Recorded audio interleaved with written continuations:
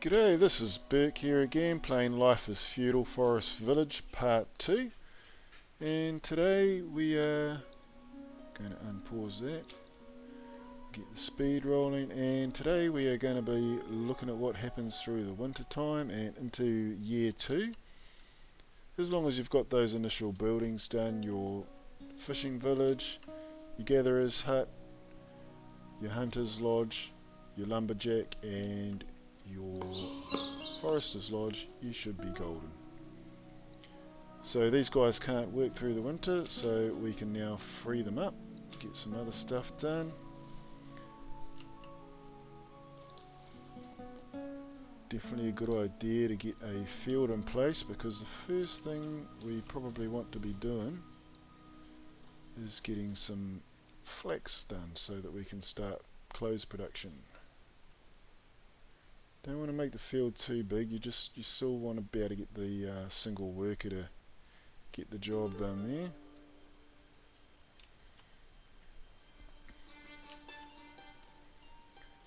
Also have all these bits highlighted here to be cleared. Bit helpful. So in the last season I was mentioning about the relocation of the people, and I suspect I probably should have been a bit more in depth with that. The hostel here is a rather large building that can take 18 residents, and I suspect that the reason for the hostel is so that these people don't die. So you build the hostel further on in the game, obviously, when you have more resources available. You build the hostel and then you can knock down these buildings, and you probably don't need to worry about your children and other people dying from being unable to eat. So this allows you to renovate and redo things to make them more efficient, because you can fit a 10-person building in this spot here, and that will free up 4 workers straight away, and then you can upgrade from there to fit even more people in. So with a field, you've got a choice here. We've got flax, grass, oats, potato, wheat. So wheat you use to make your bread with, and can be converted into flour as well with a windmill to make pies and things like that. Potatoes, main source of food that comes up under your vegetables. Oats is used to feed chickens. Grass you harvest hay with for building materials, and flax is what we want for clothes. So that gets coupled with your deer hides up here. One of the things you want to be doing is keeping a very close eye each year on these figures here, like your firewood and stuff like that, so that you can see what's being used and what needs to be replaced or added to. So you can see here, as I was saying in the last episode with the vegetable hut there, this will keep you going for a few years before you need to build another field, although I probably will, while we have the time, probably whack up another field next to this one.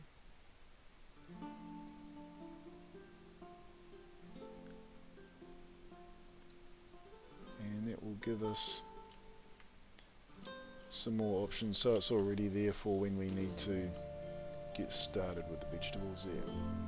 So now we have 9 workers there, 13, so I think we're just about maxed out there. We probably want to be getting another house whacked up around here somewhere if we can fit one in.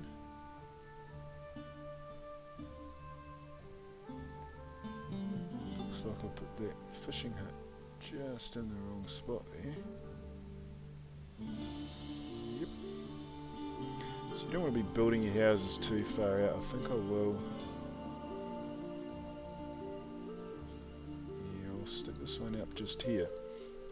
You don't want to be going too far out with your houses. Like I was saying, you sort of want to try and keep them central. Ideally, you probably want to put these other buildings here, just sort of space them out a bit further so you can keep all your residential buildings in the same area. Other thing I wanted to go into as well that I failed to mention in the last episode is the first person. Can only be entered into when you, I think it might automatically slow you down actually. So you click on the person, then you click on their face, goes straight in, and you can walk around and explore the environment. You can see down the bottom there, you've got your health and meters, all that sort of thing there. You can harvest ores and things like that as well. usually brings it up when you get close to it and you can start mining and do all that sort of thing. And you've got your hotbar there, like I was saying, that allows you to do stuff. You can hit your 1 key there, you've got a horn in there, blows a horn and makes your production 20% faster. And I assume that over time they're going to add to that, so that's probably just the start. Not sure what else they're going to put in there, but I'm actually quite keen to see how they add to it and maybe make it a bit more interesting, because at this stage there isn't any real reason to be hopping into a first person mode other than to motivate your workers to go a bit faster. Okay, so we've got about 400 wood there. We want to be starting to look at things like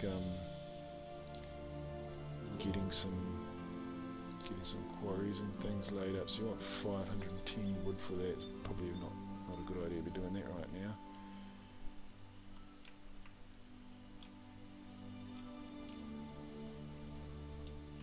So how are they going with it? Looks like they've harvested all the resources down here.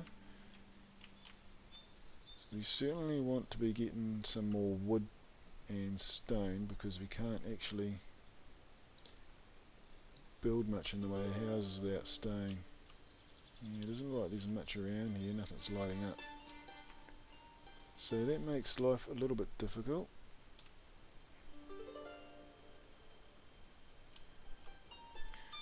Okay, so we've hit early spring. I probably want to slow that back down a bit. Get him off there. Him on here, and we can get these guys back in action.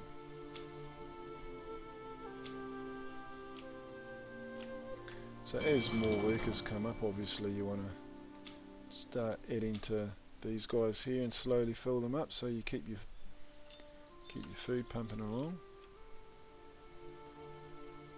So what's our next goal here? We probably want to be getting the weaver's hut up so that we can start manufacturing clothes in the following winter.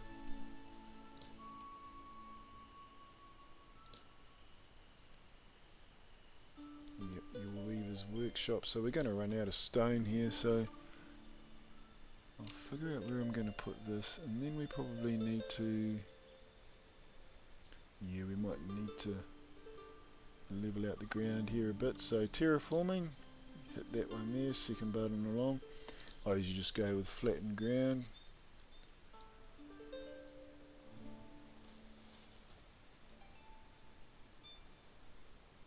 And always make it a little bit bigger than the building, because I noticed if you don't do that, you lose one space around the edges there, and that can cause you to do all the work and then not be able to put up the building, which, as you can imagine, would be a little bit frustrating.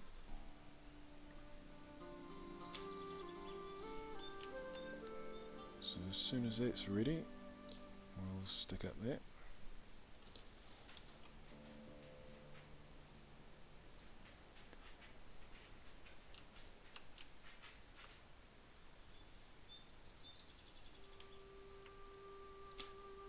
Speed it up a bit so that we can get the job done. So we need to start looking around and seeing if we can find some stone to harvest as well, because that's going to make it a little bit difficult. There we go. Might be able to get the building done now.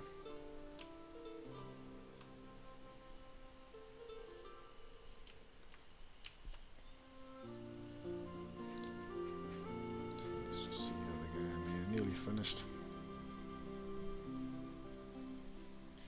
So we're just moving along here, slowly but surely, getting through the game.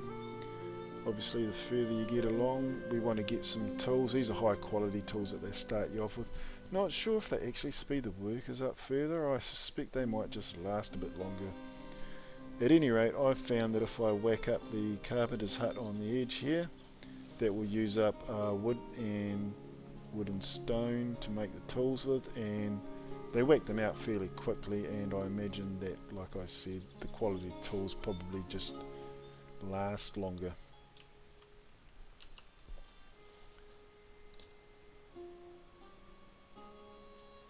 Yeah, don't tell me I've got, oh no, there we go.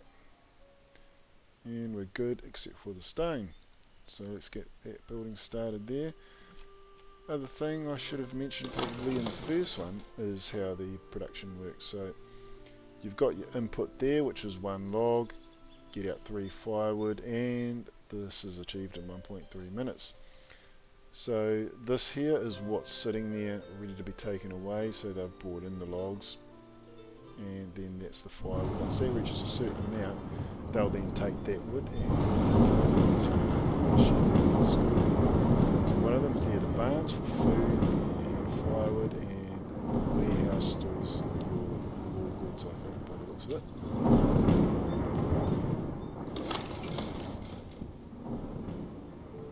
Yeah, and what was it? Yeah, that's right. If you upgrade the building, you'll see here that it increases your efficiency. It doesn't actually tell you how much it makes it efficient, which is a little bit annoying. So I think it only speeds it up by 1 minute, makes it 1 minute to harvest the same amount of goods. So it makes your one worker a little bit more productive. Obviously, if you've got 3 people working there, it can speed it up quite significantly, and it means you don't need to build another hut, which takes up more space. Other things to bear in mind as well is that a lot of the upgrades here, the upgrades are in effect in your houses and things like that, and in the lumberjack lodge. But there are a lot that haven't been included yet. So I think that the weaver's hut is one, carpenter's shop's another, the bakery you can't upgrade that yet, but the buttons are there. So that's obviously something that's going to be implemented in the future. So how we go with this, you've got your operating temperatures up there obviously, which is indicated up here on the top left hand side of the map. This here tells you how quickly it is, so you've got normal and fast at this stage. I don't think there's actually any slow growing things available at the moment apart from the orchard. This tells you temperature and water. If the water gets too dry, then the worker's got to come in and add water to it, which is why it often pays to get a well built around where you're going to be working. The other thing they do is dig trenches if it happens to rain and gets too wet.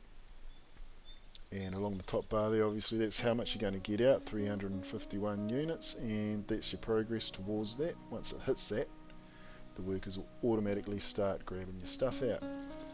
And if you think that you've built it, maybe you've built it too far away and the workers are taking a bit long to get there, and you're not sure if they're going to harvest it in time, once winter hits, it automatically wipes out whatever's there. Even before that, I think actually late fall. So what happens, you can hit this, gather immediately, and they will start gathering immediately. This here's showing you what's there, and then they'll cart that over to the warehouse. So once this has been built, we will then be able to start manufacturing clothes.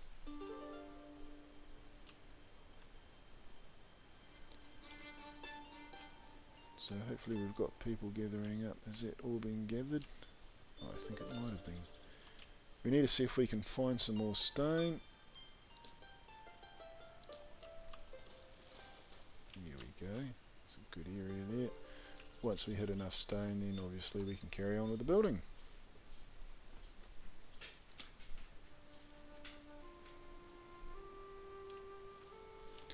Yeah, so I was just wondering if anyone has their own strategies they use for starting, if they differ from I imagine mine's probably fairly common way to start the game for people that are playing.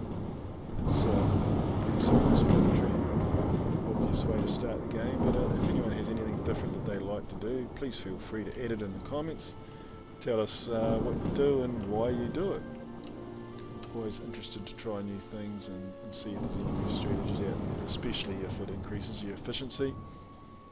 What I like to do with the paths is generally wait until we've got enough stone and then maybe just run something straight through the middle and along the edges, because once you have enough stone, your stone path is actually quite good at increasing your speed and can probably make quite a significant difference. If you're building a field out here and your workers have to travel all the way from town, that could definitely mean the difference between achieving the harvest or not. So this guy here will probably get this all harvested and then get another lot planted in. So around fall, so you get early fall then late fall. Once you get early fall then late fall, You probably want to hit the gather immediately button once you hit 4, and then he might even be able to get some more flax out of there, which makes it quite an efficient method.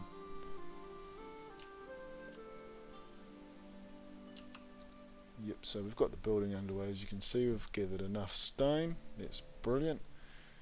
So I am still hoping to get enough wood together to get the stone. Definitely want to get the stone quarry done. 510. The problem is if you start when you don't have the right amount of wood, that can be fine. So if you're doing it at the start of spring or somewhere along those lines where you've got time to gather up the wood, if you do it now, then it can cost you a lot of heartache if you're having to run out of firewood because there's no wood there, and then you'll end up losing this particular playthrough and have to start all over again. So this game can be very unforgiving, quite punishing. You need to be careful, you need to keep an eye on your food reserves, how things are going. I usually monitor them each year. Once stuff starts dropping from where it was at the peak, I usually go from late fall, whatever it happens to be at late fall at the peak, and then if it's dropped from there the next year, you definitely need to start looking at getting some more food in. So we'll probably get potatoes going here. We'll have a third field in at some point where we can start getting some wheat harvested so that we can get some bread baked and start looking at getting some coops set up so that we can get some eggs. Once you have your eggs, you use eggs and flour and vegetables to make a pie, or you can use your fish and your meat and flour. But that's not something that needs to be worried about for some time yet, as we're only on year 2. We have a spare worker there, so we'll get this person getting some clothes together for winter. Next thing we want to do, I usually wait till the tools hit. Once they get to around about 10, you definitely want to be getting some sort of carpenter's workshop put up then. Okay, so we've got one worker spare. We've got enough wood now. I think we will get the quarry sorted out sooner rather than later. So we've got... Can't really build anything else around here, so this probably isn't a bad idea to whack one up here. 3,000. That is a lot of stone there. That'll probably keep the stone out of mischief for quite some time. Yeah, I think it's a good area to build in. So we're not in a huge rush for that sort of thing. You can still gather up raw resources,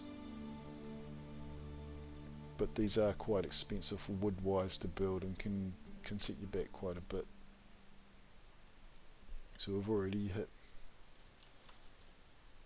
21, so we've got 5, 10, 15, 24. We've nearly hit our population cap already.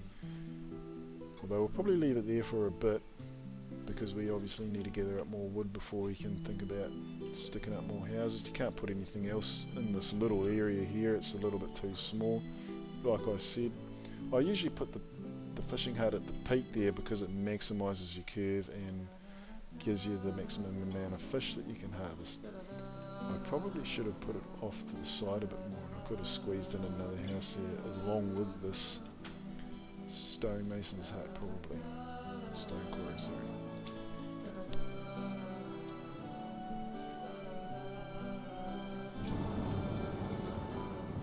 Yeah, so we've hit 4. We're about another season in. See the snow symbol comes up there. It basically means that you're not going to be getting any more flax out of there. So you can probably free up that person there and get them harvesting some more resources, which is always a good idea.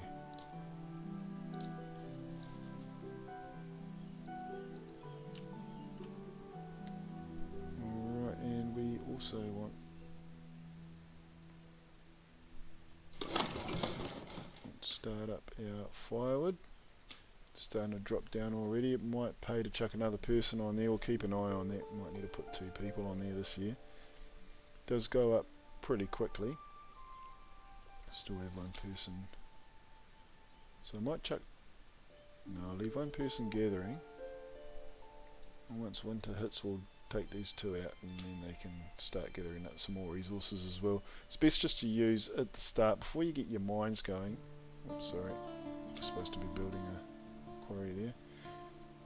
At the start, before you get your quarries up and running, it's definitely a good idea to get your spare people just gathering up resources that are lying around, so that you can continue your building, because otherwise it can significantly slow things down. But anyway, it's time to end part 2. My name's Stephen Burke, I'm signing off, and I'll see you in part 3. Thank you very much.